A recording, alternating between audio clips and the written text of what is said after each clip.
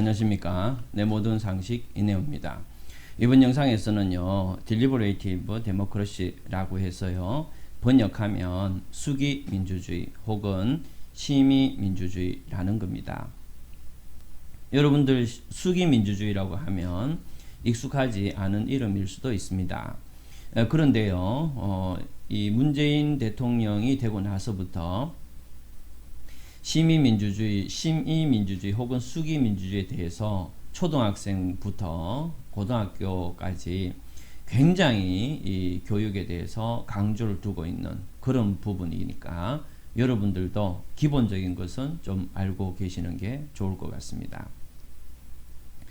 제가 오늘 이렇게 설명드리는데 참고하는 문헌은요, 카스 R 선슈타인이라는 분이 적은 논문인데요. 시카고 대학의 법학전문대학원에 계신 분 같아요. 부제목이 붙어 있는데요. 하버마스에 대한 하이에크의 도전 이렇게 되어 있습니다. 아마 하버마스가 이 수기민주주의라는 어떤 컨셉의 기원이 되기 때문에 이제 여기 이렇게 적은 것 같아요. 어쨌든 간에 지금 수기민주주의에 대해서 이제 설명을 드리는데, 여러분들 수기민주주의라는 게 어떤 건지 뭐 결론부터 말씀을 드릴게요. 이런 겁니다. 여러분들이 어업을 한 10년 동안 하셨기 때문에 어업에 대한 상당히 디테일한 노하우를 가지고 계십니다. 그래서 어업에 대한 유통이라든가 선원 채용이라든가 거먹이라든가 어업을 안 잡는 기간요.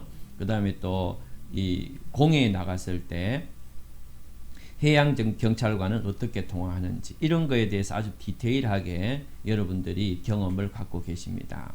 그런데 어업에 대한 어떤 정책과 법이 만들어질 필요성이 있는데, 이때 어업에 대한 법을 누가 만드느냐라고 하면 카페 사장이 만든다. 이게 바로 수기민주주의라는 겁니다.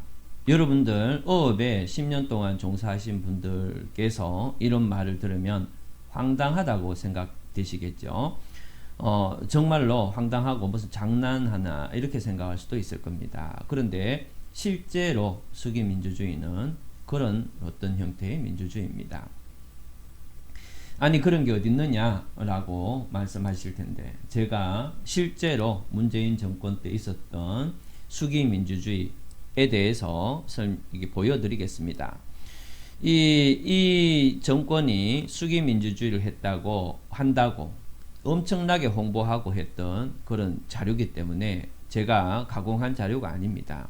보도 자료로 나왔던 자료입니다. 여기 보시면 대입제도 개편이라고 되어 있고 수기라는 말이 들어가 있죠. 이 대입제도 개편을 어업이라고 생각하시면 됩니다. 그래서 어업제도를 개편하려고 하는데 이런 뜻이에요. 그런데 어떻게 진행되는지 보겠습니다.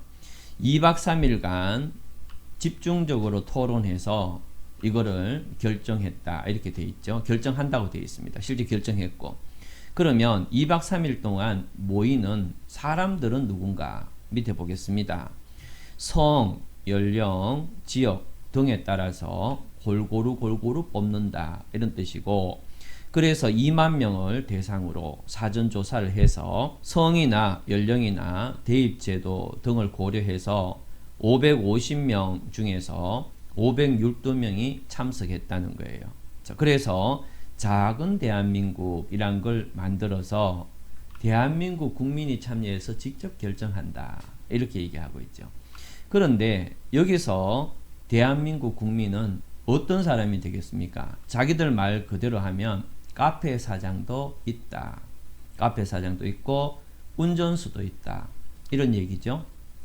대학생도 있고. 자, 한마디로 여러분들 여기 대입제도 대신에 어업 정책이라고 했는데 그 어업 정책을 바로 일반인들이 모여서 결정했다는 거예요.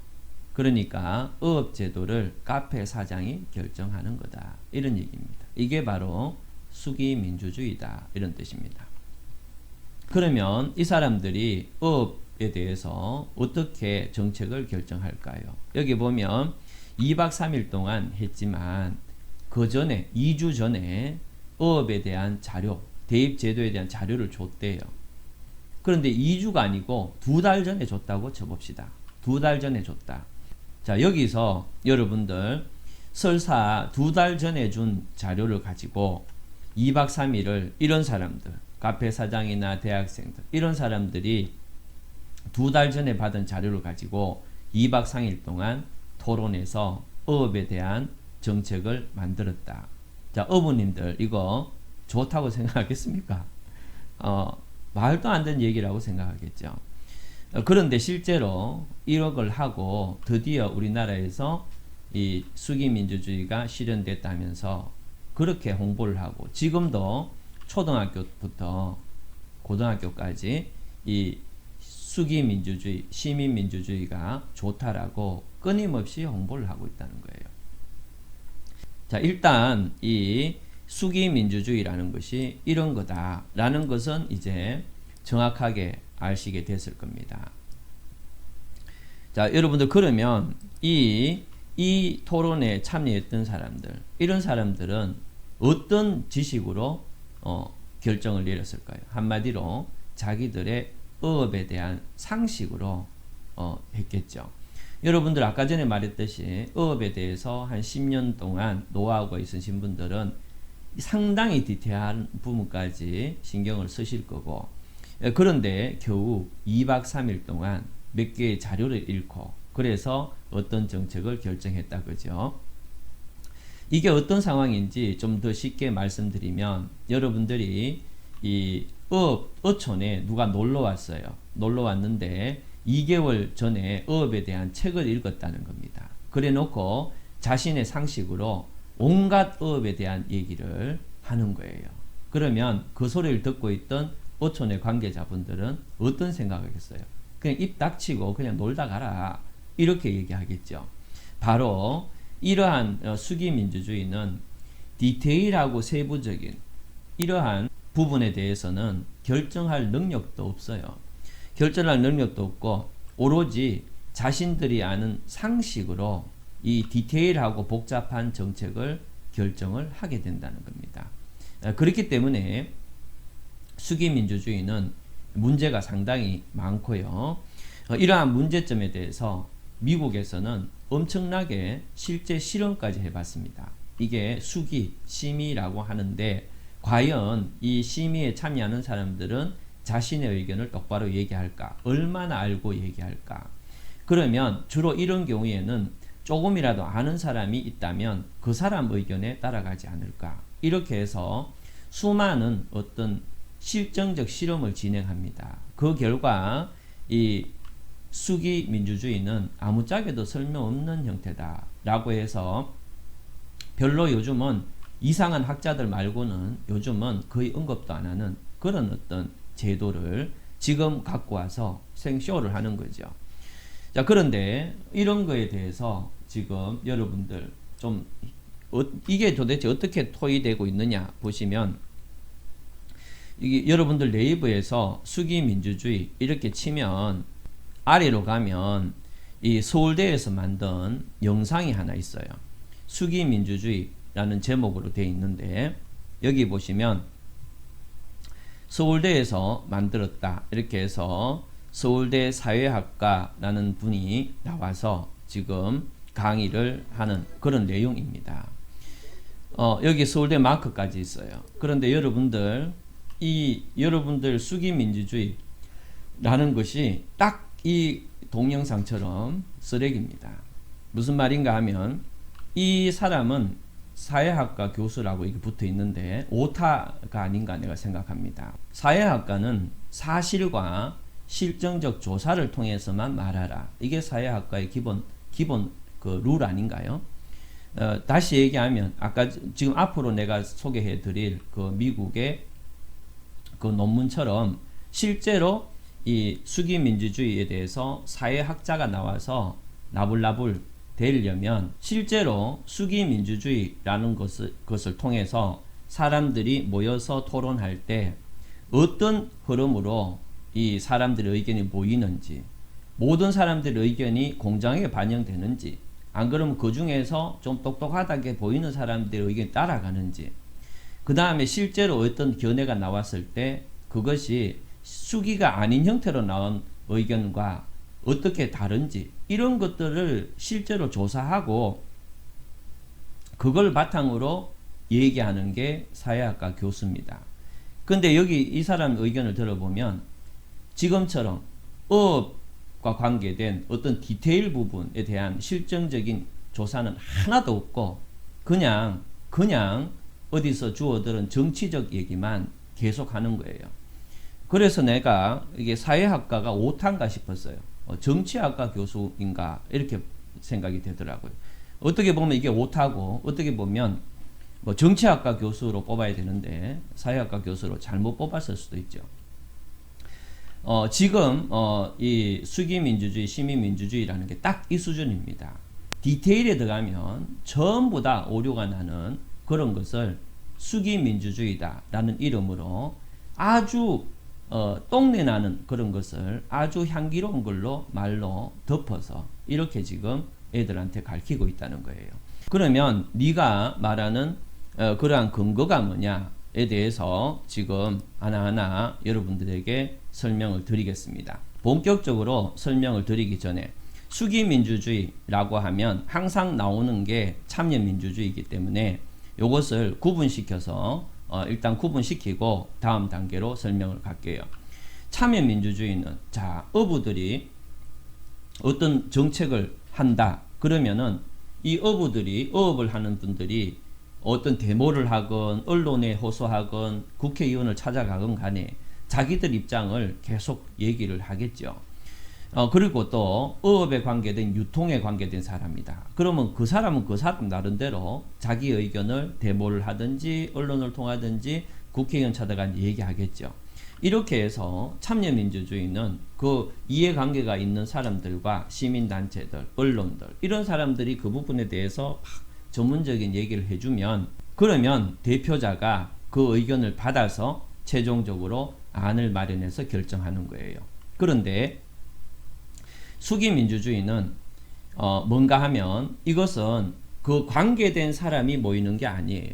수기민주주의는 일반인이 모이는 그런 형태입니다. 그래서 일반인이 모이고 참여민주주의는 관계된 사람이 모여서 의견을 얘기하면 최종적인 결정은 국회의원들이나 대통령이 하는데 반해서 수기민주주의는 일반인들이 모여서 직접 일반인들이 결정까지 하는 게 수기민주주의입니다.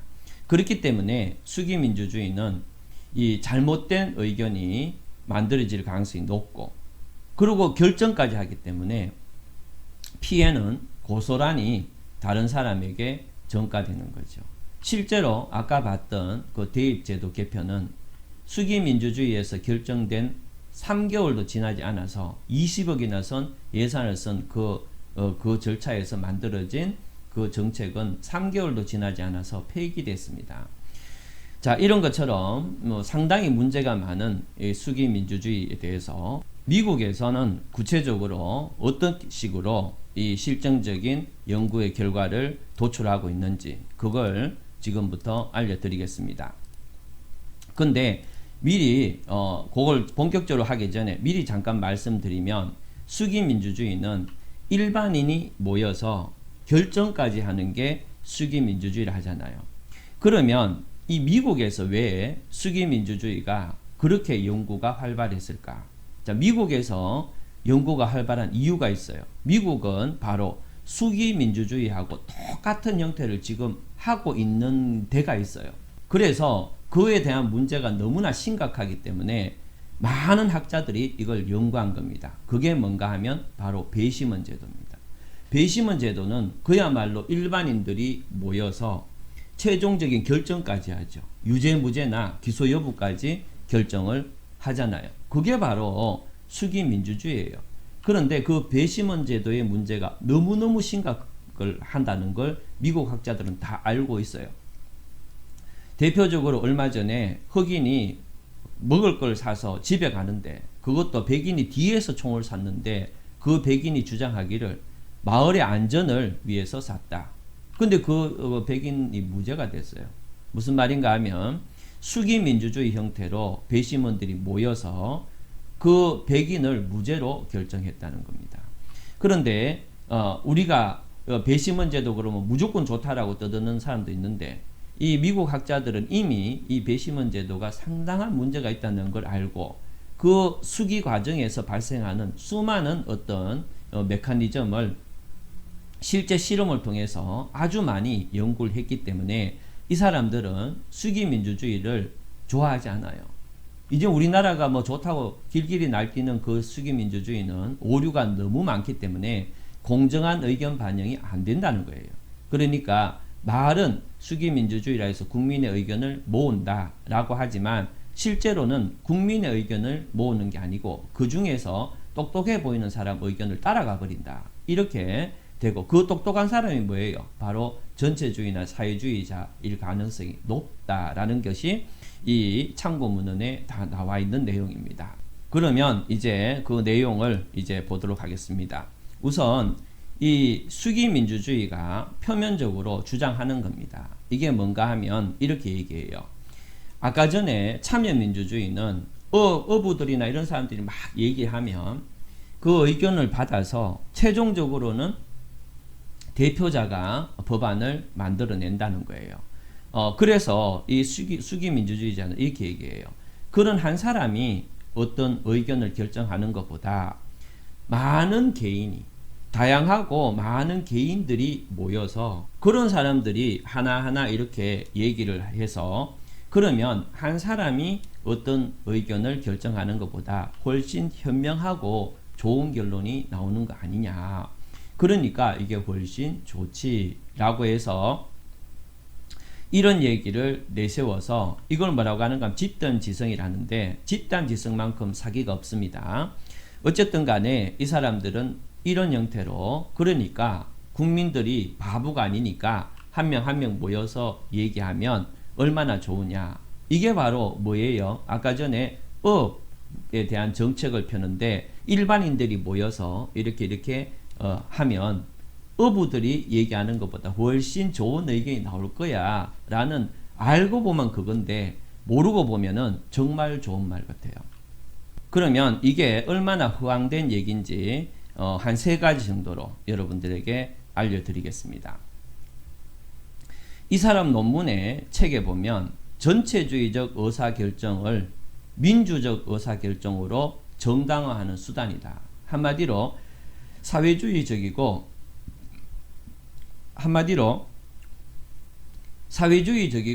전체주의적인 의사결정을 가지고 그것을 민주주의로 덮어버리는 사기다. 이런 얘기죠. 밑에 이 사람의 원문에 있는 내용을 소개시켜 드리겠습니다.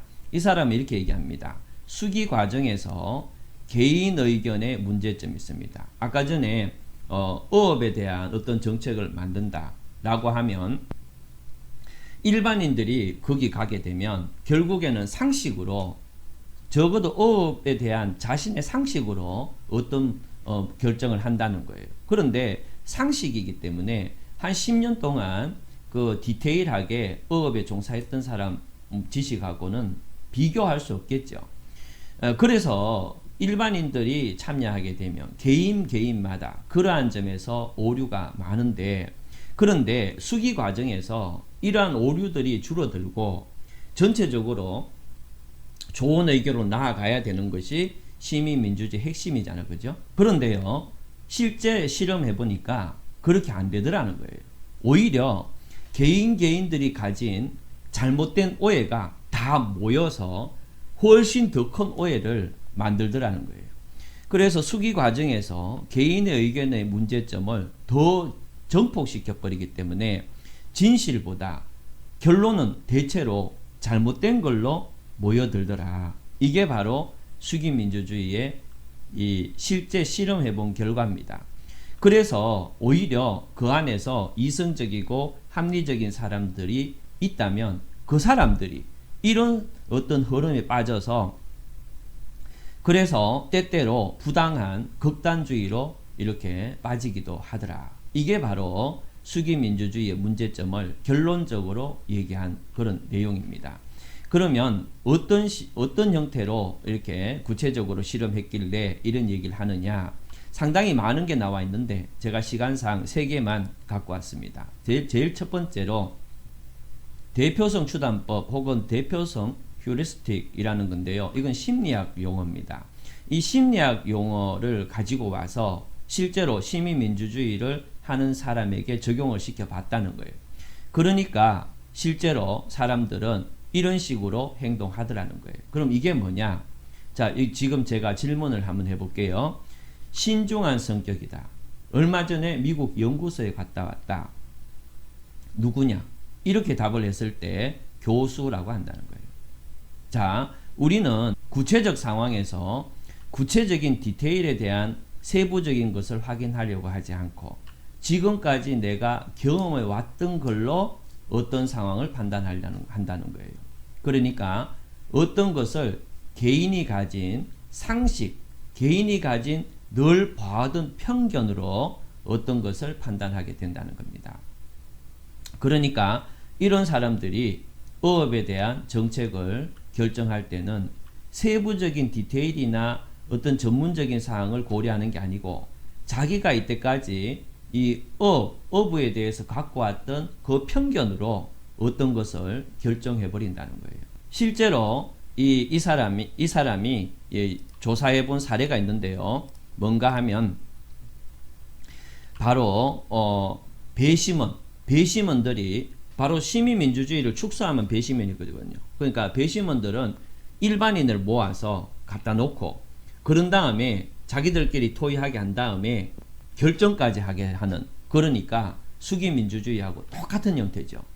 여기서 어떤 일이 발생하는가 하면 대체로 보시면 개인이 지금까지 갖고 왔던 편견들을 가지고 선입견을 먼저 갖는다는 거예요. 예를 들면 이 피고인을 볼 때 피고인의 어떤 못생긴 외모, 그러면 부정적으로 생각한다는 거예요. 피고인이 아주 예쁘다 그러면은 될 수 있으면 긍정적으로 생각하려고 한다는 거고, 그 다음에 또 피고인의 어떤 육체적인 어떤 균형 이런 게 이 유무죄 판단에 엄청난 영향을 끼치고, 그래서 이 배심원단이 얘들 최종적인 판단을 할 때는 인종이나 이런 형태의 어떤 것을 집약시켜서 그래서 최종적인 판단을 하기 때문에 백인이 분명히 살인을 했음에도 불구하고 백인이 무죄가 된다든가, 적절한 어떤 증거가 없음에도 흑인이 유죄가 된다든가, 이런 것들이 너무나 많았다는 거예요. 그래서 이런 걸 봤을 때 수기민주주의는 대체로 여러 사람들의 의견을 모아서 진실로 이렇게 가기보다는 오류로 빠지는 경향이 너무나 크다. 이게 첫 번째입니다. 자, 두 번째는 또 어떤 사례가 있는가 하면은 히든 프로파일이라는 어떤 자기 나름대로 이름을 붙였는데요. 이거는 뭔가 하면 이런 겁니다. 지금 CEO라는 것을 뽑으려고 지금 이 실험이에요. 실제로 실험인데 어떻게 했는가 하면 지금 CEO를 뽑는다라고 해서 가상의 그 이력서를 심사원한테 다 줬습니다.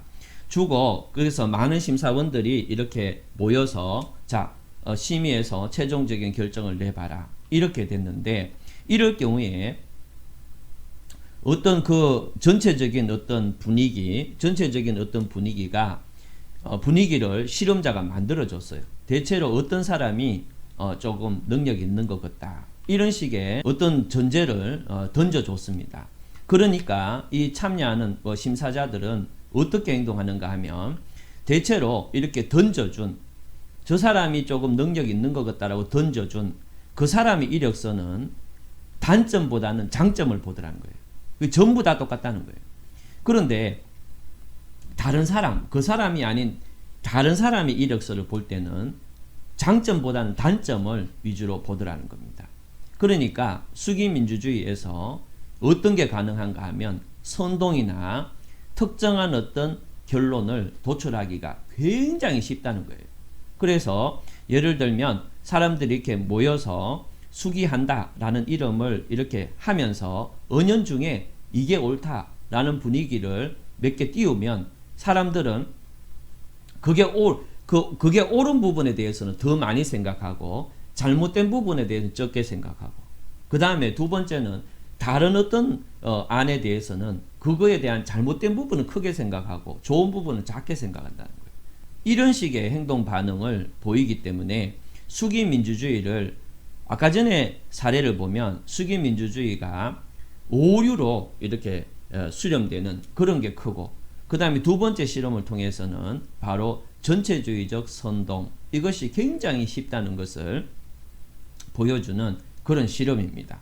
그래서 얘는 뭐라고 하는가 하면 이런 케이스를 봤을 때 이 저자는 이런 실험을 통해서 최종적으로 뭐라고 얘기하는가 하면 이런 어떤 히든 파일의 어떤 사례를 통해서 보니까 사람들은 자기가 옳다고 생각하는 그런 부분은 침묵하다는 겁니다.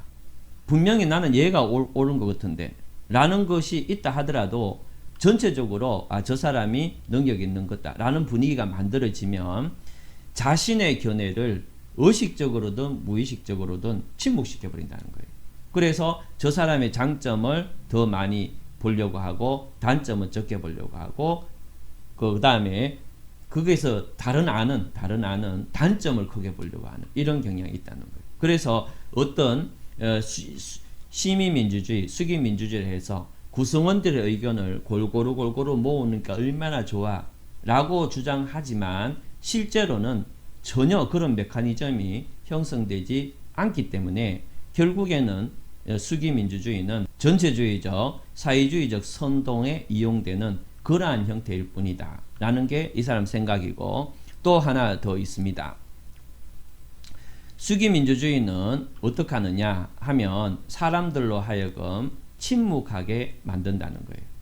수기민주주의의 가장 기본이 뭔가 하면 모든 사람들의 의견을 자유롭게 얘기해서 그래서 좋은 결론을 도출하자. 이게 아까 전에 봤던 기본이잖아요. 근데 실제로 해보니까 사람들은 침묵하는 경우가 자기가 옳다라고 생각하는 견해에 대해서 침묵하는 경우가 훨씬 많더라는 얘기입니다. 아까 전에 히든 프로파일에서도 침묵하는 그런 형태가 잠시 나왔는데 여기 보시면 대부분이 진실된 사실로 어떤 걸 믿고 있다면 내가 나는 그렇게 생각하지 않는다 라고 하더라도 그 사람은 침묵하게 된다는 거예요.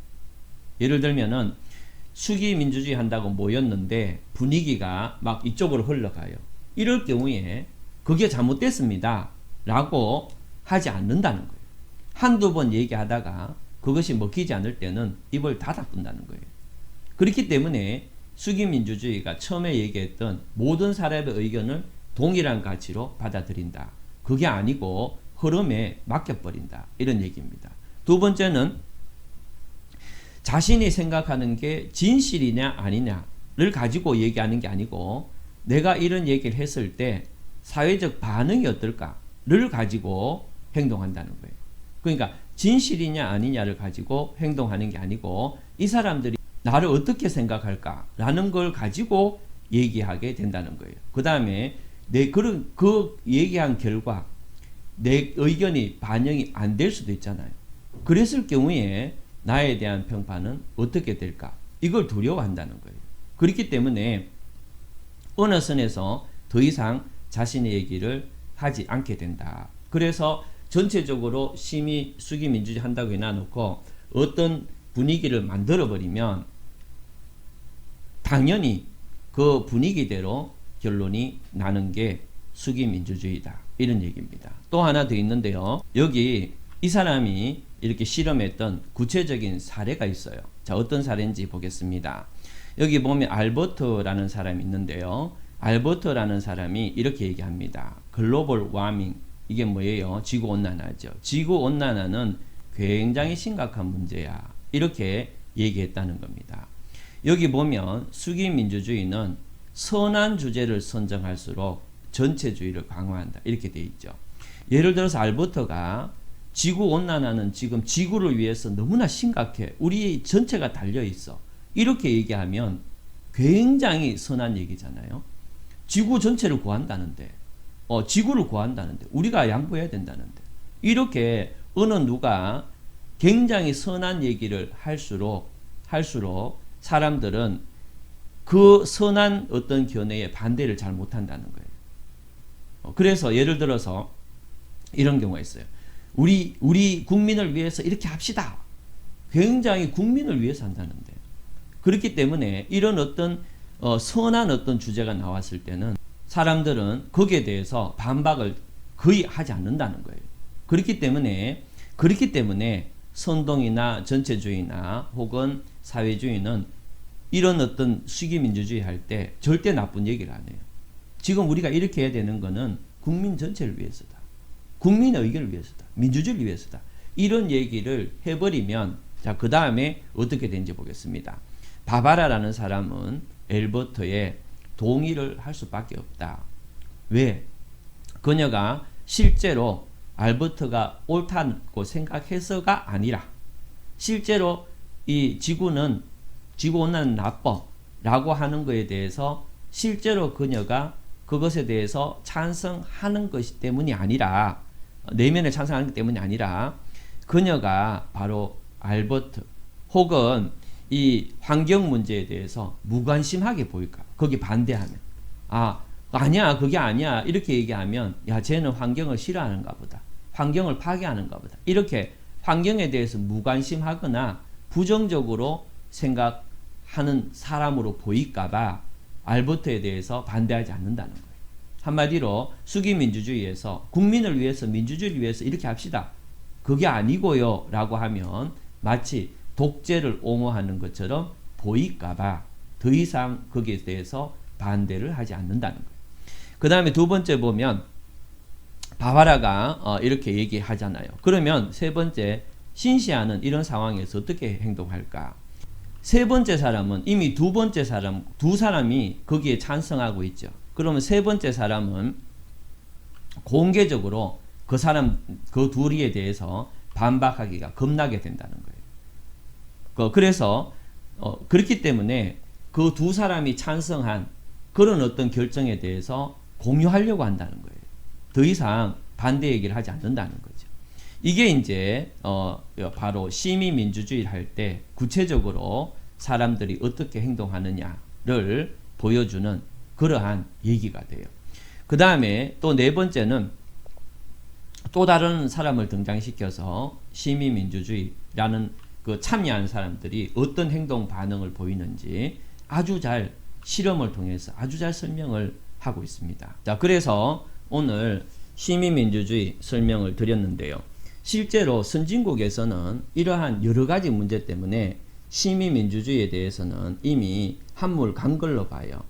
우리나라에서는 하버마스라는 사람을 이렇게 막 중학교, 고등학교에 가르치면서 이 시민민주주의 막 주장하는데요.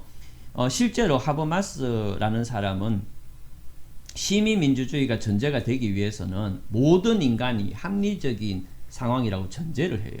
한마디로 아무리 다수가 A라고 하더라도 그 다음에 B거든 라고 얘기했을 때 그 다수가 B가 맞구나 이렇게 돌아설 수 있는 합리성 이걸 전제로 하고 그런 다음에 시민민주주의가 그러면은 잘 될 수 있다 이래 얘기하거든요. 그런데 실제로 그런 일은 발생하지 않아요. 그렇기 때문에 하버마스가 어떤 이론이 실제 상황에서 적용이 안 된다는 것을 미국에서 수기민주주의 연구하면서 계속 나왔던 거예요. 두 번째는 하버마스는 그 참여하는 사람들의 어떤 수기민주주의가 실행되려면 용어가 동일해야 된다. 말이 통해야 된다. 이렇게 얘기합니다. 그런데 중고등학교 때는 어떻게 가르치는가 하면 우리 모두 한국이니까 말 통하면 돼. 이렇게 가르치는데 그런 뜻이 아니에요. 여기서 단어나 용어가 정확해야 된다는 말은 이런 겁니다. 정의라는 말을 사람들이 똑같이 이해하느냐는 뜻입니다. 예를 들면 국민의당에서 말하는 정의하고 민주당에서 말하는 정의가 같나요? 전혀 달라요. 그리고 두 사람만 다른가요? 사람마다 전부 달라요. 가난한 사람, 부자, 잘 배운 사람, 못 배운 사람, 그 다음에 하는 사람, 운전하는 사람. 두 사람의 정의가 같겠어요? 완전히 이렇게 사람들의 용어는 같을 수가 없는 거예요. 그럼에도 불구하고 그런 전제는 다 빼고 하버마스가 말했잖아. 수기민주주의 좋아. 이런 식으로만 이제 접근하기 때문에 잘 모르는 사람은 수기 민주주의가 정말 좋은 줄 알아요. 미국에서 수년 동안 실제 실험을 수기 민주주의라는 조건을 만들어 놓고 실제 실험을 엄청나게 많이 해서 실證연구가 엄청 많이 나왔어요. 그런 식으로는 만들어지지 않는다. 자, 이거 많이 나왔습니다. 여러분들 혹시 관심이 있으면 여기 제가 본 이 논문인데요. 여기 커피를 쏟아서 얼룩덜룩해요. 이 논문을 찾아서 보시면 이 실험에 대해서 이 주석이 엄청 많이 달려 있어요. 주석이 엄청 많이 달려 있다는 얘기는 자료가 되게 많다 이런 뜻입니다. 그래서 그런 걸 참고하시고 오늘 상당히 긴 시간 동안 여러분들 봐주셔서 감사합니다. 그럼 다음 영상에서 뵙도록 하겠습니다.